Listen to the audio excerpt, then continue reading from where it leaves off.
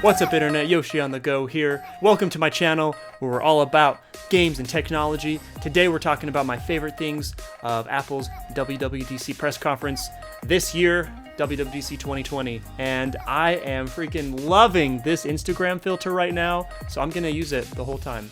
Let's go.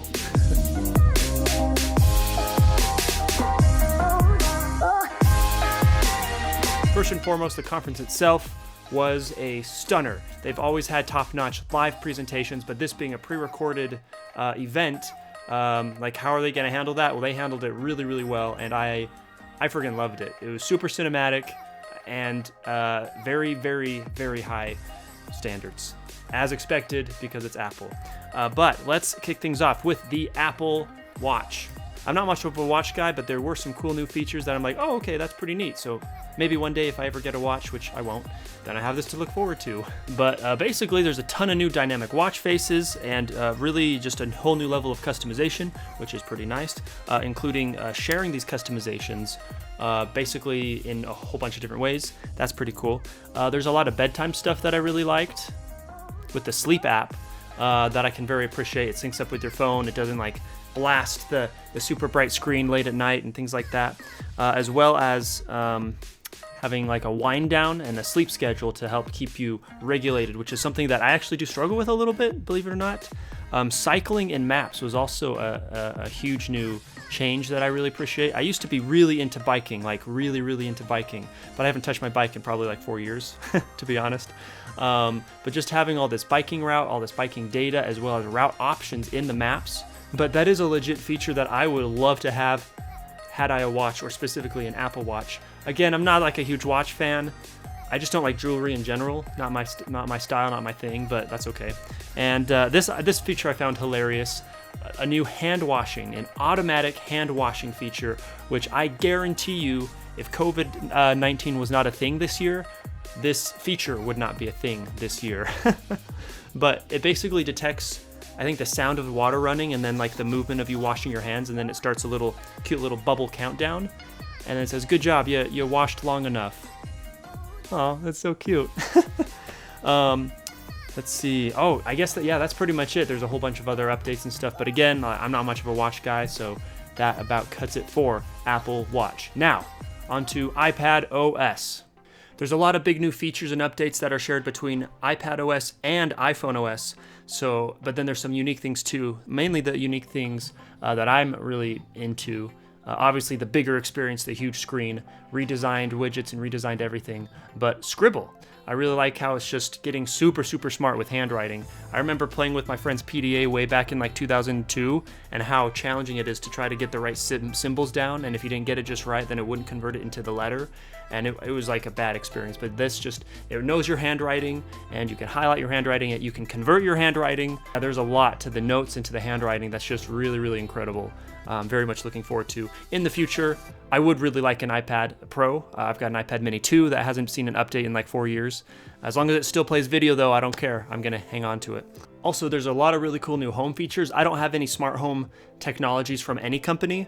If I did though, I'd probably, I don't know, what would I even go with? Like, I guess Apple, because I'm all about that Apple fanboy life, baby. But yeah, a lot of really good integration with the iPad, and just seeing all of your statistics and seeing all the smart devices and the sensors and what they're sensing. So it's relegated to just this little paragraph, but there's a whole new sidebar and a whole new way to explore Photos app, just like how the experience is replicated from the Mac. That's a really good big deal. And also shape recognition, so you can draw all sorts of different shapes, and it knows what shape it is, and then it converts it to a perfect shape. That's pretty cool. For both iOS and iPad OS, there's a lot of new Memoji customizations with like hair and all sorts of different expressions, which is pretty fun. And those edits, or editing those little Memoji stickers. Obviously, like I said, with the watch, bike information in the maps. Surprisingly, I use maps like a lot, at least twice a week, just to look up things, like look up restaurants, to look up where stuff is. It's a useful app to me. For both iPad OS and iPhone OS, there's really a powerful password monitoring, and it'll actually detect if that password is trying to be hacked from a non-authorized device, and it'll let you know. So then right from your device, you get that notification, you click on it, you go into the password manager, and you can change it right then and there. That's pretty neat. Next up is AirPods Spatial Audio, which is basically like 7.1 if you have the AirPods or the AirPod Pros, which is pretty fancy.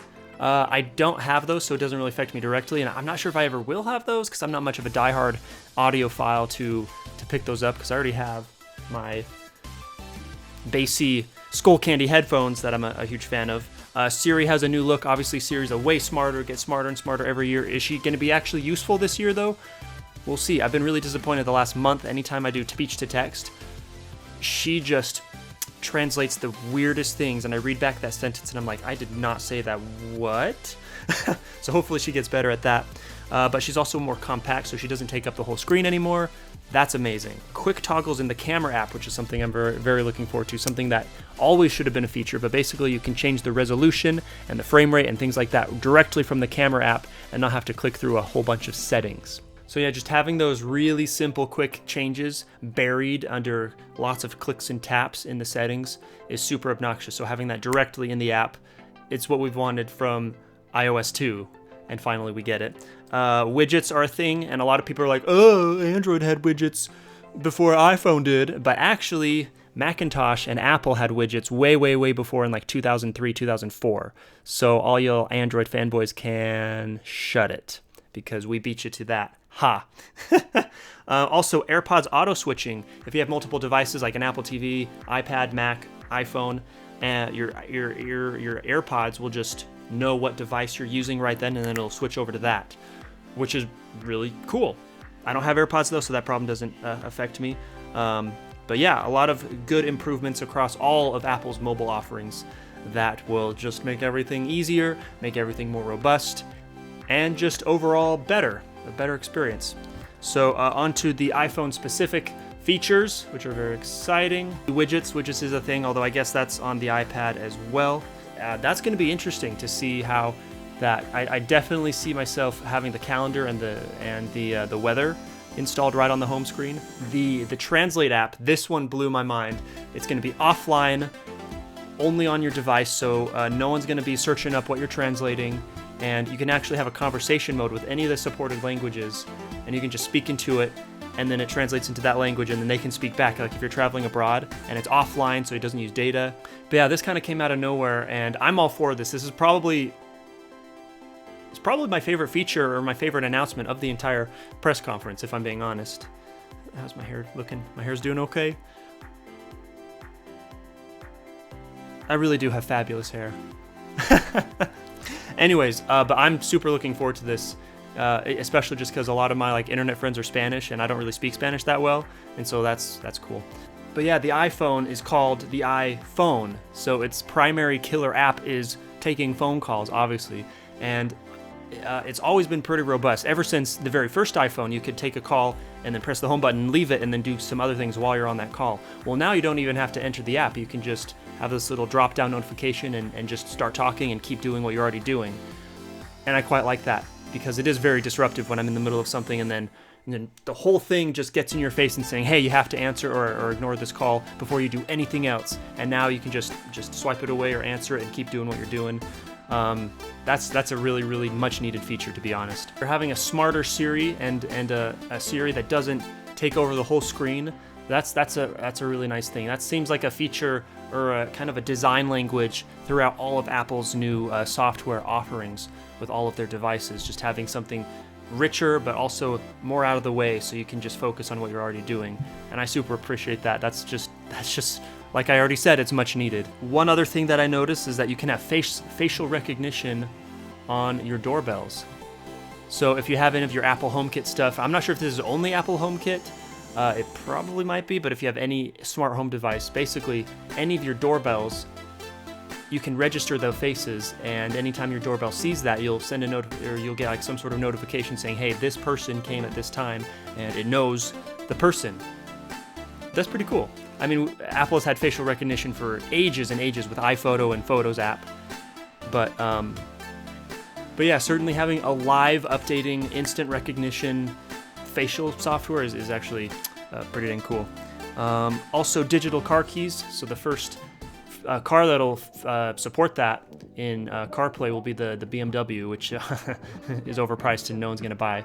Obviously, I'm not going to buy. But that is a good sign, because that means it opens up the door for any car manufacturer to have a digital car key and to have all this CarPlay integration, which I so desperately want. It's so nice. Just to use your phone and your data and your phone stuff and have that plugged in and synced to your car. And it's not even your car doing anything, it's just your phone pushing to the display. Like, that's just, I want that. And I don't have it, and I need it in my life. But that's just about it for the iPhone. Onto the Apple TV, we don't actually have a page or anything.